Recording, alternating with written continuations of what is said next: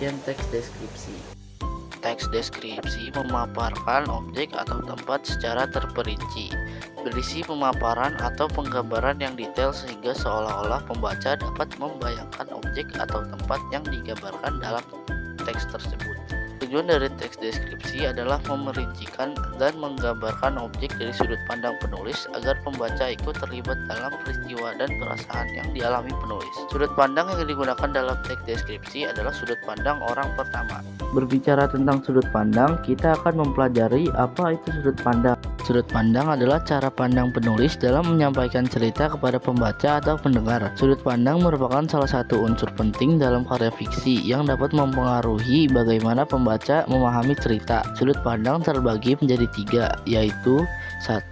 Sudut pandang orang pertama. Contohnya adalah aku, kami, saya, dan lain-lain. Yang kedua ada sudut pandang orang kedua. Contohnya adalah kamu, anda, kau, dan lain-lain. Yang ketiga ada sudut pandang orang ketiga. Contohnya adalah dia, ia, mereka, dan lain-lain. Selanjutnya ada struktur teks deskripsi. Struktur teks deskripsi terbagi menjadi 3, yaitu deskripsi umum, deskripsi bagian, dan simpulan. Deskripsi umum berisi nama objek yang dideskripsikan, lokasi, sejarah lainnya, makna nama, pernyataan umum tentang objek.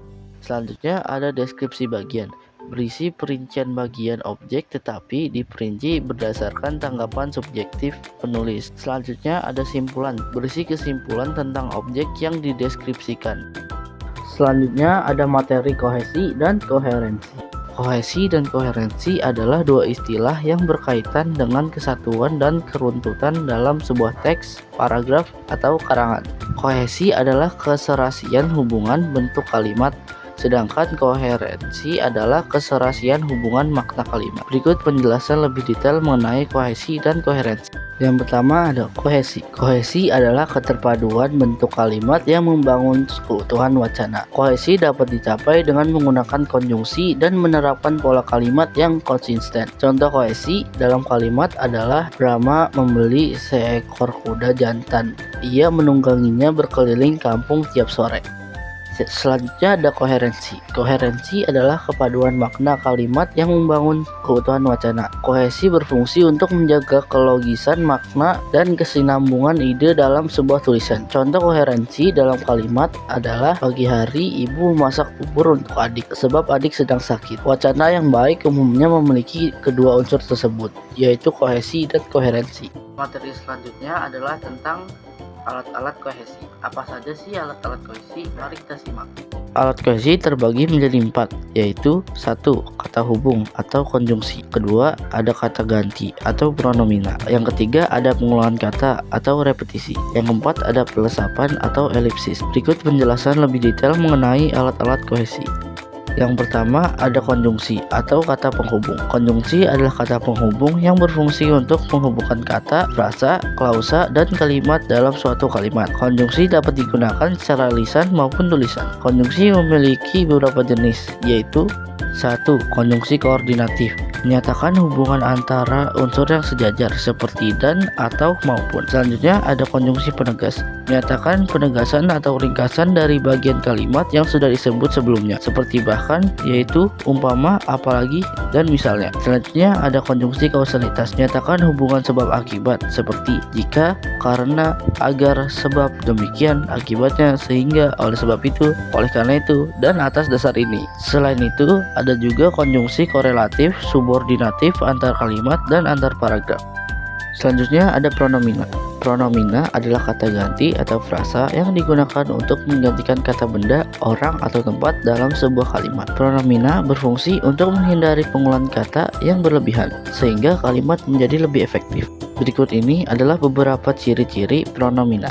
Ciri-cirinya adalah posisinya fleksibel, bisa digunakan sebagai subjek atau objek dalam kalimat, ditulis sesuai sudut pandang penulis, berbeda dengan bahasa Inggris yang hanya bisa digunakan pada kata benda. Pronomina dalam bahasa Indonesia bisa digunakan untuk menggantikan kata-kata penunjuk tempat. Contoh pronomina persona tunggal adalah aku, saya, beta, dia, kamu, kau, anda, engkau, dan lain-lain. Sedangkan contoh pronomina persona jamak adalah kalian, mereka, kami, kita, dan lain-lain. Selanjutnya ada repetisi. Repetisi adalah gaya bahasa yang mengulang kata, frasa, suku kata, atau bunyi dalam kalimat, klausa, atau paragraf. Repetisi merupakan bagian dari majas penegasan dan sering digunakan sebagai sarana retorika.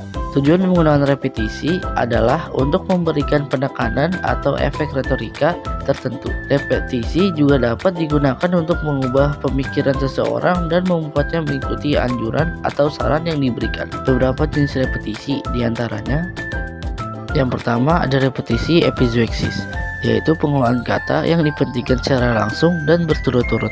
Selanjutnya ada repetisi anafora, yaitu pengulangan kata pertama pada tiap baris atau kalimat berikutnya. Selanjutnya ada repetisi epistrofa, yaitu pengulangan kata atau frasa pada akhir baris atau kalimat secara beruntun. Repetisi sering digunakan dalam penulisan karya sastra seperti puisi dan prosa.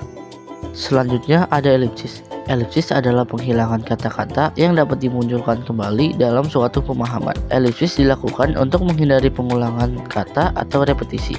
Elipsis juga bertujuan untuk menolak peniruan kata yang tidak dibutuhkan dalam sebuah klausa.